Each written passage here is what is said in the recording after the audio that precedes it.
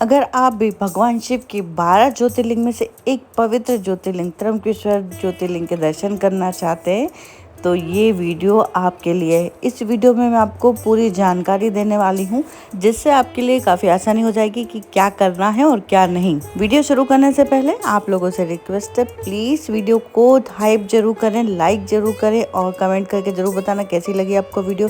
अगर अभी तक आपने चैनल को सब्सक्राइब नहीं किया तो जल्दी से कर लीजिए और वीडियो को ज़्यादा से ज़्यादा शेयर जरूर करिएगा। त्र्यंबकेश्वर ज्योतिर्लिंग पहुंचने के लिए आपको सबसे पहले अपने शहर से, भारत के किसी भी शहर में आप रह रहे हो, वहां से नासिक के लिए आपको ट्रेन या बस लेनी होगी। और नासिक से त्र्यंबकेश्वर की दूरी अराउंड 30 किलोमीटर के करीब है, तो आपको 40-45 मिनट के करीब वहां पहुंचने में लगेगा। राम राम जी, आप सभी को नए ब्लॉग में फिर से स्वागत है। सप्तशृंगी माता मंदिर के दर्शन करके हम निकल गए थे त्र्यंबकेश्वर के लिए। बहुत टाइम लग गया यहाँ आने में, वैसे तो 2 घंटे दिखा रहा था, लेकिन आते आते अभी 3.5 घंटे हमको हो चुके हैं। और हम देखिए, मैं आपको दिखाती हूँ फाइनली, ये देखिए। और अभी सड़कों का काम चल रहा है। त्र्यंबकेश्वर बाबा आने ही वाले हैं, 15-20 मिनट में हम लोग पहुँच जाएंगे, नज़दीक पहुँच चुके हैं। जैसे आजकल सुन रहे हैं 8 घंटे की लाइन लगती है, तो देखते हैं क्या सिचुएशन है, वहाँ जाके पता चलेगा हमें। हालत तो बहुत बुरी है, थक चुके हैं सुबह से। अभी 7 बजने वाले हैं, तो चाय वाय पियेंगे और होटल लेंगे। पहले तो सबसे पहले सामान रखेंगे उसमें, फ्रेश होके फिर हम दर्शन के लिए जाएंगे। तो हमको जाते जाते भी 8 बज जाएगा। उसके बाद देखते हैं हमें कितना टाइम लगने वाला है दर्शनों में। तो बने रहिएगा आप इस ब्लॉग में। और ये सिंदूर वहीं पे लगा था माता जी का, फैल चुका है ये पूरे में। अच्छा लग रहा है ना। मशीनें लगी हैं। ये पूरा नासिक से यहाँ त्र्यंबकेश्वर का पूरा रोड बन रहा है। इस कारण से ना ट्रैफिक भी बहुत हो रहा है, लेकिन अच्छा है, एक बार बन जाएगा तो अच्छा हो जाएगा, कन्वीनियंट हो जाएगा सबके लिए। चलिए बात कर लेते हैं आपको कहाँ रुकना चाहिए। आप त्र्यंबकेश्वर में भी रुक सकते हैं, बहुत सारी होटल हैं यहाँ पर, और आप चाहें तो नासिक में भी रुक सकते हैं। नासिक में अगर रुकेंगे तो थोड़ा कम प्राइस में मिलेगा आपको। अगर आप त्र्यंबकेश्वर में रुकते हैं तो नॉन एसी का चार्जेस 1500 से स्टार्टिंग है, 1800 तक जाता है। और अगर आप एसी वाला रूम लेते हैं तो चार्जेस कुछ 2000-2500 के करीब आपको मिलता है। क्योंकि हम लोग 3 लोग थे, इसलिए हमें 2500 के करीब मिला है एसी वाला। और हाँ, जब भी आप त्र्यंबकेश्वर आएँ तो आपको एक चीज़ याद रखना है, आपको ऑनलाइन बुकिंग कर ही आना है, क्योंकि यहाँ पर इजीली रूम नहीं मिलते हैं। और अगर आप ऐसे रात के टाइम पे आ रहे हैं, जैसे हम लोग रात को पहुँचे थे, शाम हो गई थी हमको, तो बहुत जगह मना कर देते हैं। और आप चाहें तो ये गजानन मौली ट्रस्ट है, यहाँ पर भी रुक सकते हैं। यहाँ पे काफ़ी सस्ते में 500-600 में ही आपको रूम मिल जाएगा। हर हर महादेव। अभी हम निकल चुके हैं भगवान भोलेनाथ के दर्शन के लिए। टाइम हो चुका है सुबह के 7। रात को काफ़ी लेट हो जाने की वजह से हम दर्शन नहीं कर पाए थे, क्योंकि मंदिर 9 बजे ही बंद हो जाता है। तो हम लोगों ने डिसाइड किया कि सुबह दर्शन करेंगे। और हम लोग अर्ली मॉर्निंग, मतलब 5:45 के करीब हम लोग पास की लाइन में लग गए थे, जहाँ पर बायोमेट्रिक होने के बाद हमें पास मिला है। पास लेने में भी हमें 1 घंटे के करीब लग गया था।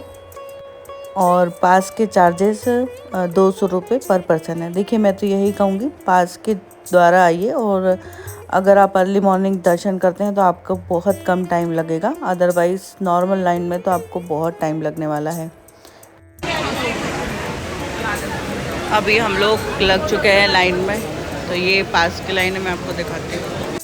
हम तकरीबन 1 घंटे से यहाँ पर खड़े हैं और अभी शायद लाइन आगे नहीं बढ़ रही है। ना तो नॉर्मल लाइन आगे जाने दे रहे हैं, ना पास वाली, क्योंकि मुझे लगता है शायद आरती वगैरह हो रही होगी अंदर, इसीलिए रोक दी गई है। जब तक बाबा की आरती चल रही है तब तक मैं आपको मंदिर के दर्शन करा देती हूँ। तो मंदिर में शायद यहाँ काम चल रहा है बाहर। काफ़ी पिछले साल भी हम आए थे, तब भी यहाँ पर इस तरह से बाँस लगे हुए थे। त्र्यंबकेश्वर की ये यात्रा केवल मंदिर तक सीमित नहीं है, ये वह यात्रा है जहाँ पे आध्यात्म, आस्था और प्रकृति तीनों मिलकर शांति प्रदान करते हैं। मुख्य मंदिर में प्रवेश करने से पहले आपको नंदी महाराज के दर्शन होते हैं। तो यहाँ नंदी महाराज की पूजा अर्चना करके अपनी विश उनके कान में बोलकर हम आगे बढ़ चले थे।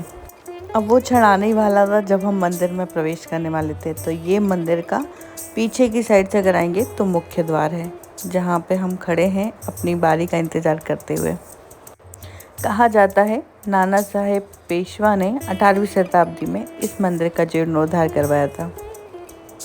अब वो क्षण आ ही चुका था जब हम भोले बाबा के दर्शन करने वाले थे। वो मन इतना प्रफुल्लित, इतना आनंद देने वाला महसूस करा रहा था। ये देखिए बाबा के गर्भगृह के दर्शन, शायद आपको दूर से दर्शन नहीं हो रहे होंगे तो मैं आपको स्क्रीन पर करा देती हूँ। ये ज्योतिर्लिंग बाकी ज्योतिर्लिंग से बहुत अलग है, क्योंकि आप देख सकते हैं जिस तरह से बाकी शिवलिंग के ऊपर पिंडी होती है, यहाँ पर नहीं है। क्योंकि कहा जाता है कि ब्रह्मा विष्णु महेश तीनों ही लिंग रूप में यहाँ पे दर्शन देते हैं, और ये ज्योतिर्लिंग इसीलिए और भी खास हो जाता है। गर्भगृह के अंदर जाने की अनुमति किसी को नहीं है। आप वहाँ पे कांच लगा हुआ है जिसमें बाबा को स्पष्ट रूप में देख सकते हैं, और आपको डायरेक्ट भी दिख जाते हैं बाबा काफ़ी स्पष्ट तरीके से।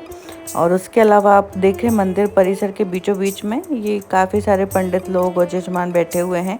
यहाँ पे तरह तरह की पूजा होती है, जो आप करवाना चाहें वो करवा सकते हैं। हर पूजा विधि के अलग अलग चार्जेस हैं। त्र्यंबकेश्वर ज्योतिर्लिंग की कथा ऋषि गौतम और माता अहिल्या से जुड़ी हुई है। एक बार गौतम ऋषि को गोहत्या का पाप लग गया था। प्रायश्चित स्वरूप उन्होंने भगवान शिव की कठोर तपस्या की। भगवान शिव ने प्रकट होकर उनको दर्शन भी दिए, और उन्होंने भगवान शिव से प्रार्थना करी कि वो इसी भूमि पर ज्योतिर्लिंग के रूप में विराजमान हो जाए। तब से आज तक भगवान भोलेनाथ ज्योतिर्लिंग के रूप में यहाँ पर विराजमान है और अपने भक्तों पर लगातार कृपा बरता रहे हैं। मंदिर के ही पास में माता गायत्री का भी छोटा सा मंदिर है, तो चलिए इनके भी दर्शन हम कर लेते हैं।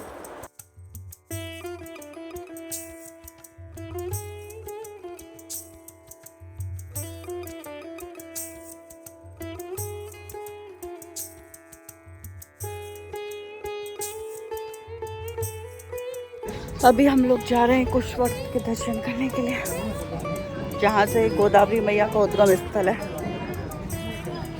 कुशवर्त घाट मंदिर के बहुत नज़दीक है, इसीलिए हम लोग पैदल ही जा रहे हैं। और ये बीच में मंडी पड़ती है, सब्जी मंडी है ये।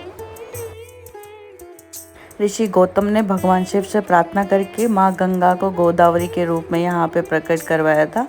और लेकिन कई बार माँ गंगा अदृश्य हो जाती थी, लेकिन गौतम ऋषि ने कुशा से घेरा बना के माँ गोदावरी मैया से प्रार्थना यहाँ पे की थी कि आप यहीं पर रहे। और क्योंकि वो घेरा उन्होंने कुशा से बनाया था, इसी कारण से इस कुंड का नाम कुशवर्त पड़ा। पहले यहाँ पर एक नियम हुआ करता था कि भगवान शिव के दर्शन के पहले आपको कुशवर्त में स्नान करना होगा, उसके बाद ही आप दर्शन कर सकते हैं। लेकिन अभी ऐसा कोई नियम नहीं है, आप चाहें तो स्नान कर भी सकते हैं, और बाकी आपकी इच्छा। मैं यहाँ पे दीपदान कर रही हूँ।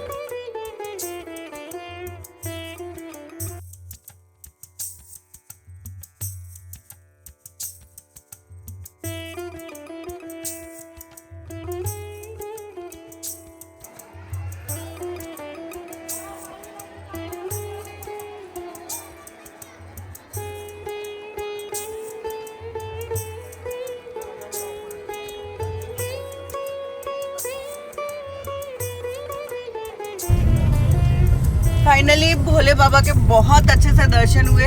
तकरीबन 2 घंटे हमको लगे पास लेने के बाद भी। और अब हम निकल चुके हैं अंजनी पर्वत के लिए, जहाँ पे कहा जाता है कि हनुमान जी का जन्म स्थान है। तो चलिए अब चलते हैं सीधा वहीं पर।